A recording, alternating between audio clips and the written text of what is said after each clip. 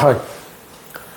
So భారతదేశాన్ని అంటే ఇండియాని హిందూ దేశంగా ప్రకటించే సమయం ఆసన్నమైంది అని అనిపిస్తూ ఉంది. మరి నరేంద్ర మోడీ ప్రభుత్వం, బీజేపీ ప్రభుత్వం ఏం చేయబోతుందా చూడాల్సింది.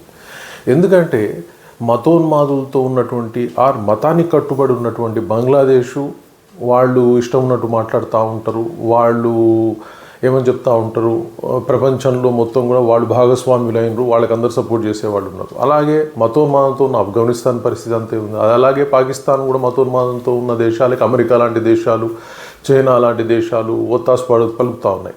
మరి సెక్యులర్ కంట్రీతో ఉన్న మన దేశం మాత్రం ఐసోలేట్ అవుతూ ఉంది. ఏదో అమెరికా ఒక క్షణంలో పాజిటివ్ మాట్లాడుతుంది, మరో క్షణంలో మళ్ళీ మనకి నీతి శుద్ధులు చెప్తూ ఉంటుంది. మనకున్న ఒకే ఒక మిత్రుడు ఎవరు అని చెప్పుకుంటే ప్రపంచంలో రష్యా మాత్రం స్ట్రాంగ్ సపోర్టర్గా ఉంది. సో ఓవరాల్గా చూసినప్పుడు మరి ఆల్రెడీ ఎప్పుడైతే స్వాతంత్రం వచ్చిందో అప్పుడే రెండు దేశాలుగా మొత్తం మీద డిపెండ్ అయ్యి ముస్లింల కోసం అని పాకిస్తాన్ ఇచ్చాము, మళ్ళీ దానిలో బంగ్లాదేశ్ ఏర్పడింది.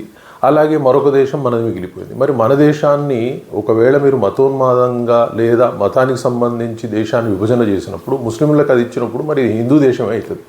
ఇక్కడ సెక్యులర్ కంట్రీ అవ్వదు ఇంకా. ఎందుకంటే మతం ఆధారంగా డివైడ్ చేసినప్పుడు హిందూ దేశం భారతదేశం, ముస్లిం దేశం పాకిస్తాన్, మళ్ళీ దానిలో భాగం ఇంకొక ముస్లిం దేశం బంగ్లాదేశ్ అయిపోయింది. సో ఇక్కడ సెక్యులర్ అనే పదానికి అర్థం లేని పరిస్థితి ఏర్పడింది. కానీ ఏ రాజకీయ నాయకుడు కావచ్చు, ఎవరు కావచ్చు దాన్ని గుర్తించట్లేదు.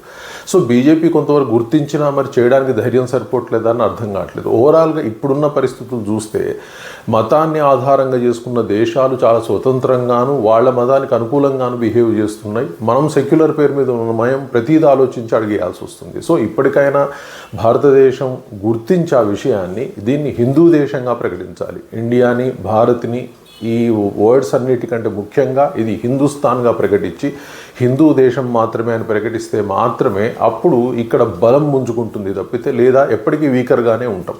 సో ఎందుకంటే నిన్నటికి నిన్న బంగ్లాదేశ్ తాత్కాలిక అధ్యక్షుడు యూనస్ సలహాదారు ఫజ్లుర్ రెహమాన్ మాట్లాడితే ఏమంటాడంటే, ఒకవేళ భారతదేశం పాకిస్తాన్ మీద యుద్ధం చేసినట్లయితే భారతదేశంలోని ఈశాన్య రాష్ట్రాలని చైనాతో కలిసి దాడి చేసి ఆక్యుపై చేసుకోవాలని చెప్పి సలహా చెప్తా ఉన్నాడు. ఎందుకు ఇంత ధైర్యం వస్తుందంటే వీళ్ళంతా మతోన్మాదులు కాబట్టి, మనం సెక్యులర్ కాబట్టి మన మీద ఏదైనా చేయొచ్చు అన్న ఆలోచనతో ఉన్నారు. సో డెఫినెట్గా మనం కూడా హిందుస్థాన్గా ప్రకటించుకుంటే డెఫినెట్గా ఈ బుద్ధి లేని విధవులందరికీ గుణపాఠం నేర్పే సమయం, బలం కూడా మనకు ఉంటుంది.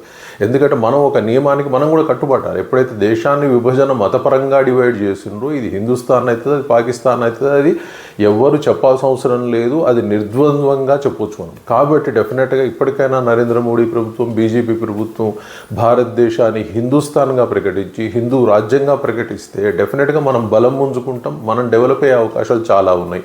లేనట్లయితే ఇలా తడబడుతూ అడుగులు వేయాల్సిన అవసరం వస్తుంటుంది. ఇది అందరూ ఆలోచించాల్సిన అవసరం ఉంది. Thank you very much.